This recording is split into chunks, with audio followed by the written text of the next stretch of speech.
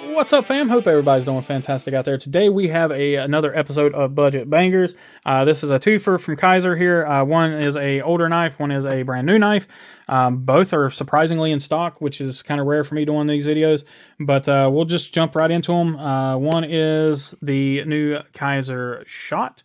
And then the other one here is the Gemini. So yeah, let's go ahead and jump into these guys. Let's go ahead and we'll start with the Shot, because it is honestly the one that I am the least excited about.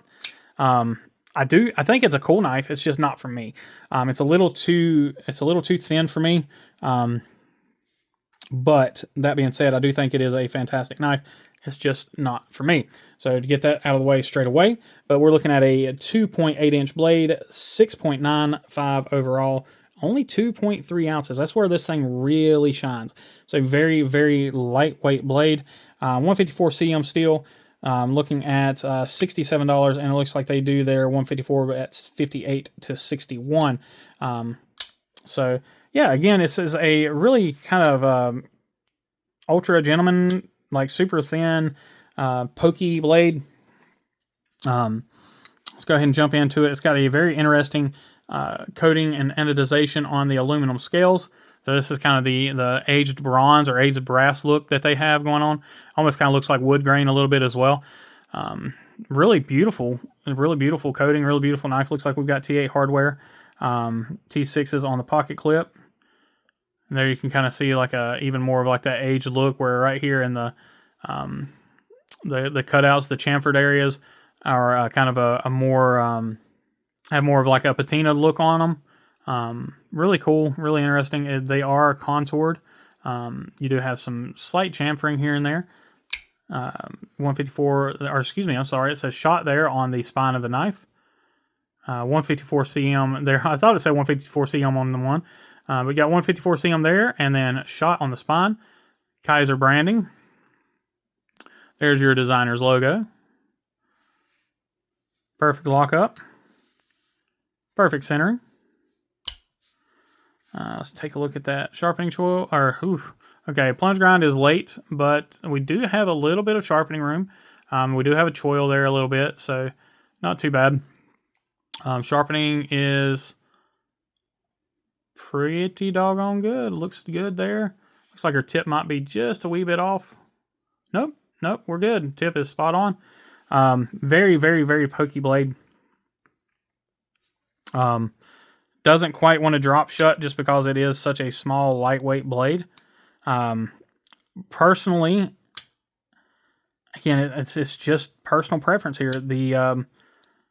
I think it just feels too thin for me. That being said, I can function the knife just fine. The front flipper is hit or miss for me, so I can roll it there. I don't know if I'll be able to. Yeah, so I was able to do it on camera, so that says something. But I have noticed that it's a little hit or miss for me. But that being said, again, I think it's a great, great knife. It's just something about it. Like I said, I think it's just the thinness to where it doesn't feel right when I'm trying to manipulate the knife. But if you do like those CEO style blades, those small, thin blades, this is right up your alley and should certainly be on your radar if it's not already in your collection. Again, it is in stock currently, $67 on their website. Link will be down below. Fits in the hand pretty well as one of these knives can.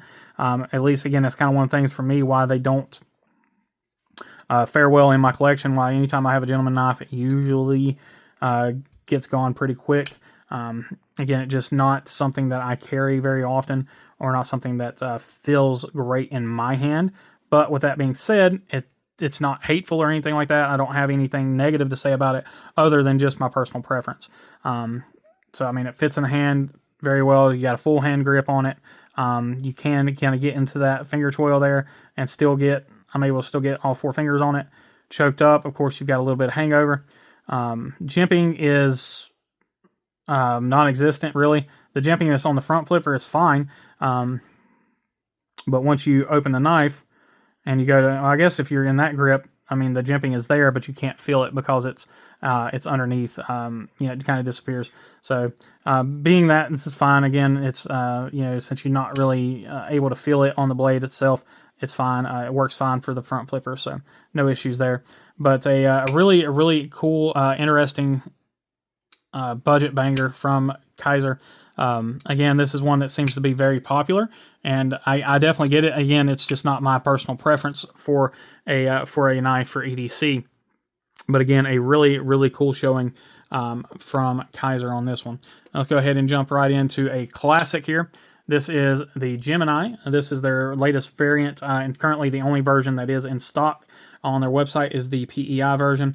So Gemini is it's an oldie but a goodie. You're looking at a 3.12 inch blade, 7 1/4 overall, only 3 ounces. So again, a very light knife.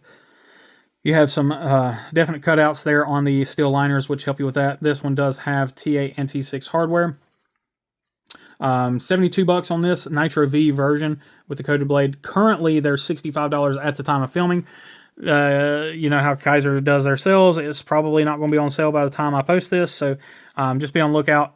Kizer sales are always running, so if it's not on sale now, just give it a week or two. It'll be on sale again. But again, this is currently the only version in stock, so great knife. Let's go ahead and jump into the close-ups of it. We'll get this done really quickly. This does have micro-milled PEI, nice chamfering around the edges. Got that radial milling, which is really stinking cool. I love how it feels. I'm not a huge fan of PEI in general, but I love how this feels. Lefty love, lanyard love, T8 hardware. What's not to love? You do not have a folded steel pocket clip as a traditional pocket clip, but no big deal. It gives you a little something to grab a hold of when you're trying to pull this out of your pocket. Again, that beautiful radial milling. Gemini there on the blade. You do have Ray Laconico down the spine. Knife itself is right down Main Street. And perfect lockup. Blade itself, very nice drop point blade. A little bit of belly on it. And a perfect plunge grind. Nice sharpening choil. You've got all that to sharpen away, which is... in this case, on this knife, is pretty doggone good. Let's check her tip here. It's going to be kind of hard to see the tip, but it looks to be okay. Not perfect, I don't think, but it is pretty doggone close. You can see there's some wear and tear from where this knife has been used in the past round. You can see that on the coating. That's one of the things I don't really care for about some of the coated blades, is they do show some wear pretty quickly. Then again, that's kind of a double-edged sword too, because I've really fallen in love with satin blades, and those show scratches really easily. So, but there you can see how these things hold up. I'm pretty sure this knife has been quite abused over its life. I'm pretty far down in the pass round on this one. So yeah, let's go ahead and talk about the action on this knife. Phenomenal. I talked about in a recent video, I don't know if it's posted yet or not, on the Kizer Hawk, how they are, that's got a really snappy detent. This knife has a standard traditional detent, but it is so snappy. The detent just clicks. Like you can hear it. Like it's just got a very clicky, very audible detent, which is absolutely wonderful. I really like this knife. I wish I would have grabbed one of the original ones. I think they even did a premium one. I can't remember, but I wish I would have grabbed one of the original carbon fiber ones while I had the chance, when they were super cheap a little while back, but I missed out on it. No big deal. These things, like I said, they're on sale right now, or they're for $65 on sale right now. They're normally $72. The other version was on sale for $40 or something like that. So I just didn't pick it up for whatever reason. But yeah, ergonomics are phenomenal on this. I mean, it's a Ray Laconico knife. I mean, he doesn't play around. Really great feel. The milling works well. No hot spots. Phenomenal action. Like I said, it's a Kizer, which they always have really great actions anyway. But this one has an exceptionally well-tuned detent. And the detent ball size and everything is just perfect for this blade shape. Wish there was a little bit of jimping on the flipper, but that being said, it's a very good position flipper, and it has that up sweep to it. So you don't have to worry about sliding off of it or anything like that. You can flick off of the blade. I think I think the standard blade would probably be easier because this is kind of a slick coating, but you can, if you get down far enough on that blade, you can reverse flick off of it. So, all right, let's go ahead and get both knives out here and go ahead and check our hardware really quickly. Like I said, I think they are all running T8s except for the pocket clips. So let's go ahead and check our T8s real quick. Perfect on that one. This one's got way less screws. Great job there. So Kizer really always does, almost always, I can't say always, but almost always does a great job with their screw, the tooling on their screws. And these two knives are no exception.